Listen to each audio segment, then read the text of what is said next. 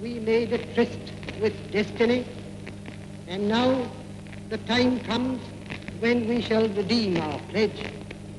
At the stroke of the midnight hour, when the world sleeps, India will awake to life and freedom.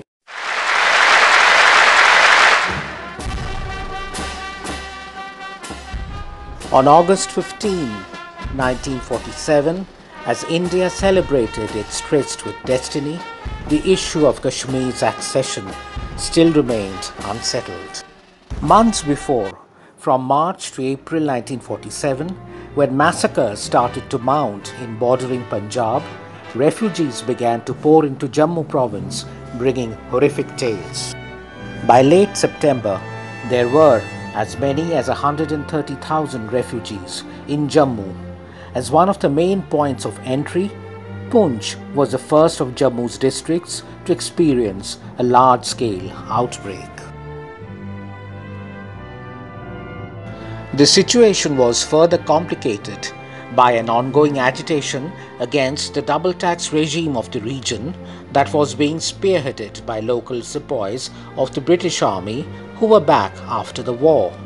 Some of these men began to band into guerrilla groups, acquiring weapons through Pakistan. Poonch erupted after independence. While large-scale communal violence continued, indiscriminate firing by the Maharaja's troops killed 500 civilians. The situation started getting worse rapidly, and the local guerrillas started operating under a unified Azad Army command based in Murree, with all logistical support from the Pakistan state. On September 2nd, the Maharaja's army was issued shoot-at-sight orders. In the ensuing weeks, entire villages were destroyed. On October 21st, several thousand Pashtun tribesmen invaded Muzaffarabad on a mission to capture Kashmir. They travelled in a convoy of trucks armed with rifles, grenades, mortars and Mark V mines diverted from regular Pakistani army supplies. Jinnah denied official government support for the invaders, but Prime Minister Liaquat Ali Khan, senior members of Muslim League and some army officers certainly colluded. Maharaja Hari Singh, who was till that point not ready to discuss accession with India, seemed to have run out of options. With Pakistani raiders fast approaching Srinagar, the Maharaja signed the instrument of accession to India on October 26, 1947. The next day, Indian soldiers arrived in Kashmir. But the war dragged on for more than a year, and de facto, the state of Jammu and Kashmir stood divided between Indian and Pakistani-held territories. The Nehru government made a reference to the United Nations. The UN Resolution 47, passed in April 1948, asked the Pakistani government to ensure the withdrawal of tribesmen and Pakistani nationals and prevent any intrusion or aid for intruders. The resolution further said that once the government of India and UN representatives were satisfied that the invaders were withdrawing, the Indian government would reduce troops and hold plebiscite. The Pakistani invaders never withdrew from Pak-occupied Kashmir.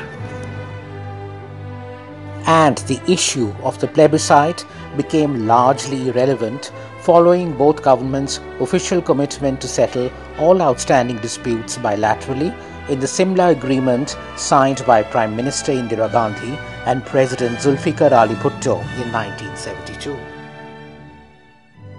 In terms of the instrument of accession signed by Hari Singh on October 26, 1947, Indian jurisdiction was limited to 3 areas: defence, foreign affairs and communications.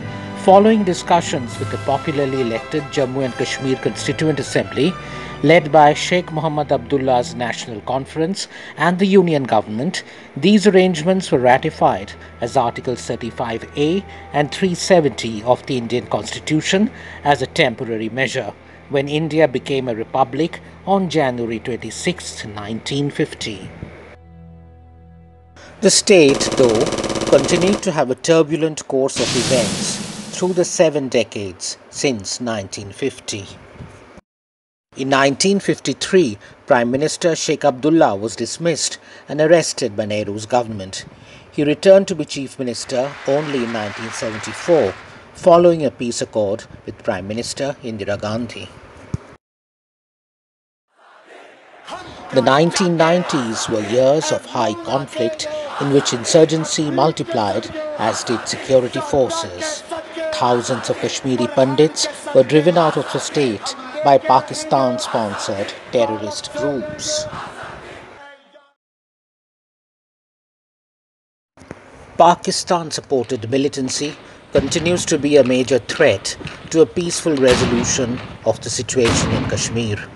Except for brief periods of hope during the peace processes initiated by successive governments of Prime Ministers Atal Bihari Vajpayee and Manmohan Singh, the security and political course has generally been grim, with Pakistan, militant groups, the security establishment, and local and national politics coming together in a never-ending conundrum that has kept the people of the state under a perpetual siege of sorts.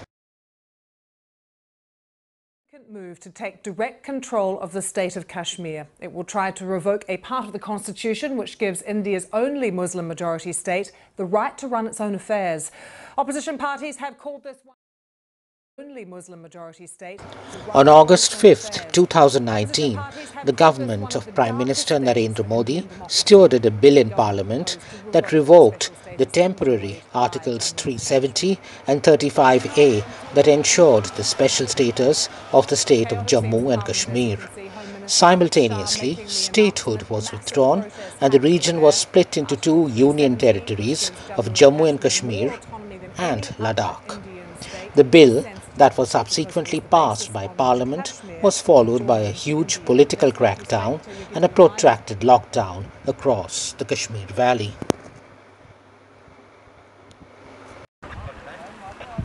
As things stand, Kashmir, the largest militarized zone in the world that has had a checkered history, continues to stare at a future that is fraught with hardship and uncertainty.